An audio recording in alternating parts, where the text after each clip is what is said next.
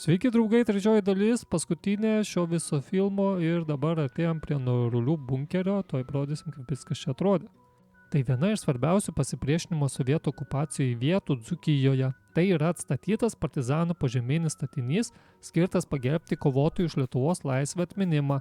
Šios vietos istorija yra glaudžiai susijusi su didvyrišku įvykiu, kuris buvo 1946 m. balandžio 16 d. Tai susieta su masiniu pabėgimu iš Alytaus kalėjimo, kuriai vadovavo buvęs Druskininkų bataliono vadas Juozas Balčius, kitaip Balutis. Didžioji dalis pabėgusiųjų prisijungė prie partizanų gretų ir tęsė ginkluotą kovą už Lietuvos nepriklausomybę. Ši vieta tapo dalies šių vyrų, taip pat ir kitų vietos partizanų nuolatinė arba laikinąja slėptuve, susitikimų vieta arba vadavietė. 1947 m. balandžio 11 d. šiame bunkeryje žuvo 4 Lietuvos partizanai, tokie kaip Juozas Balčius, Boleslovas Jurkevičius, Jonas Karsokas ir Adolfas Čaplikas. Viduje šio bunkerio galima pamatyti įrengtus medinius gultus, daugiaaukštes lovas, būtent taip partizanai miegodavo susispaudę nedidelėje erdvėje. Krosnelė patalpos šildymui galima pamatyti primityvią šildymo sistemą, o dūmtraukis būdavo maskuojamas itin kruopščiai, kad neišduotų buvimo vietos.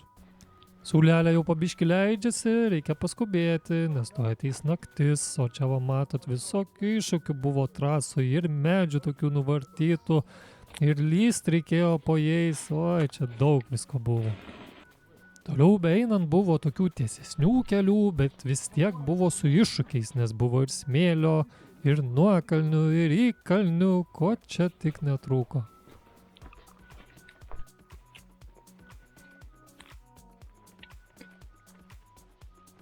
Tomas tikras karys, jam nors ir kojas skaudėjo, bet vis tiek žygiavo pirmyn.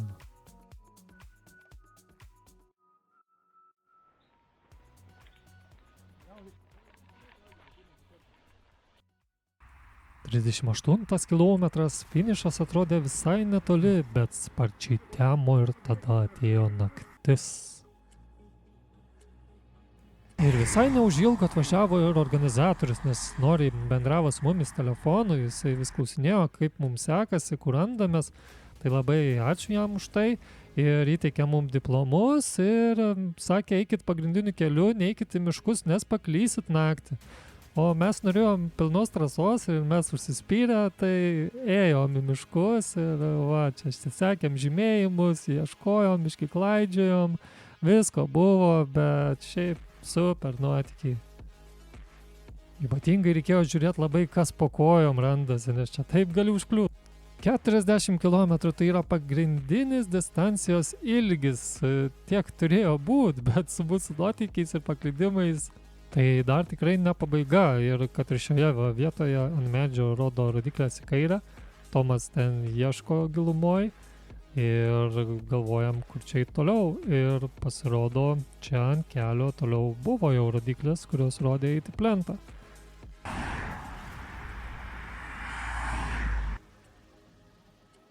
Jau 43 kilometrai.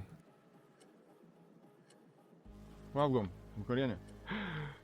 Šioje vietoje jau kojelės biški sunkiau dėliojasi ir dar į galą tokia ir kalnėlė buvo, bet žymėjimas visur rodė, kad einam gerai ir neužilgo parodysim, kiek mes įveikėm bendrai sudėjus.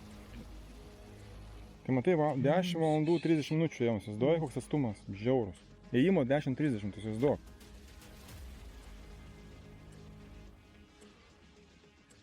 Su viskuom. Tai įsivaizduoji 13 valandų su pusė. 3 valandų su pusė vien žygis visas truko. O ėjimo 10 su pusė. Tai blema mes 3 valandas prašykom.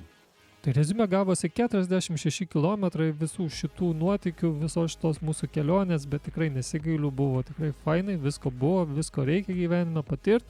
Ačiū organizatoriam, buvo tikrai smagu. Jeigu patiko video, lauksiu komentaro, kad patiko, kas nepatiko, irgi pasakykit. Ir užsiprenumeruokit šį kanalą, kad nepraleistumėt sekančių naujų video ir iki kitų kartų. Bei kas nematėt praeitų dalių, taip pat jas rasite šiam kanale.